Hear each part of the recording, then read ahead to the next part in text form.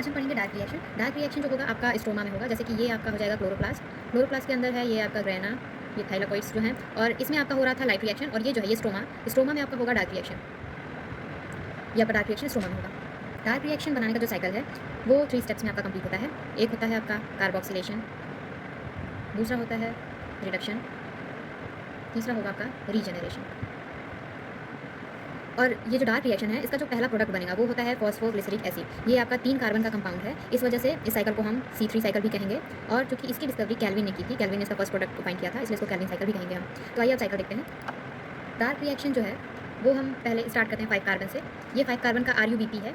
इसमें क्या होगा आपका कार्बोक्सिलेशन, पहला स्टेप जो है वो कार्बोक्सिलेशन है, तो पहले कार्बोक्सिलेशन होगा, मतलब CO2 का एडिशन, CO2 ऐड करेगा। 5 कार्बन पहले था, एक CO2 ऐड किया, आपका बन गया फॉस्फोग्लिसरिक एसिड PGA। ये जो है वो 3 कार्बन का है, ये हमारा पूरा 6 कार्बन हुआ, तो ये 2 बनेगा, 2 PGA बन गया। ठीक है, ये पहला जो स्टेप है वो कार्बोक्सिलेशन है, और यहाँ पे जो एंजाइम यूज़ होता है उसको कहते हैं रुबिस्को।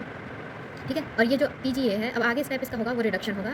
तो ये पहला स्टेप हो गया कार्बोक्सिलेशन, ये दूसरा है रिडक्शन। रिडक्शन के टाइम पे ये आपका जो फॉस्फोग्लिसरिक एसिड है वो बन जाएगा फॉस्फोग्लिसरल्डिहाइड PGAL। ये जो है वो भी 3 कार्बन मॉलिक्यूल है, और ये 2 बनेगा। ठीक है, और जो PGA है यहाँ से PGAL बनने में आपका 2 NADPH जो कि हमारा लाइट रिएक्शन में बना था वो यूज़ होगा यहाँ पे डार्क रिएक्शन में। 2 NADPH बना आपका यूज़ हो गया NADP प्लस में, और यहाँ पे 2 ATP भी यूज़ हो रहा है, 2 ATP आपका यूज़ हो गया, ADP में कन्वर्ट हो गया, और आपका बन गया PGAL। और जो थर्ड स्टेप है वो है आपका रीजनरेशन।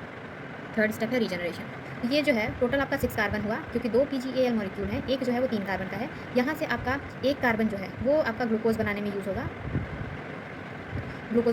और रीजनरेशन हुआ, कितना बचा, 6 कार्बन टोटल हुए थे 2 मॉलिक्यूल ऑफ PGAL को लेके, तो 1 कार्बन आपका यहाँ ग्लूकोज बनाने में यूज़ हुआ, और बाकी के जो 5 कार्बन है वो आपका RuBP वापस रीजनरेट करने में यूज़ हो गया। तो ये हो गया आपका एक साइकिल। ये पूरा टोटल जो है वो 6 बार चलेगा, क्योंकि ग्लूकोज में 6 कार्बन होते हैं, तो हम इसको 6 साइकिल कंप्लीट करेंगे तो 1 ग्लूकोज मॉलिक्यूल मिलेगा। ठीक है, ग्लूकोज बनाने में आपका कितना ATP और NADPH वगैरह यूज़ हुआ, हमको ना एक CO2 फिक्स करने में, मतलब एक साइकिल को पूरा करने में आपका यूज़ हो रहा है 3 ATP लग रहा है। 2 जो है वो आपका रिडक्शन के टाइम, और 1 जो है रीजनरेशन के टाइम, और आपका 2 NADPH यूज़ हो रहा है रिडक्शन के टाइम पे।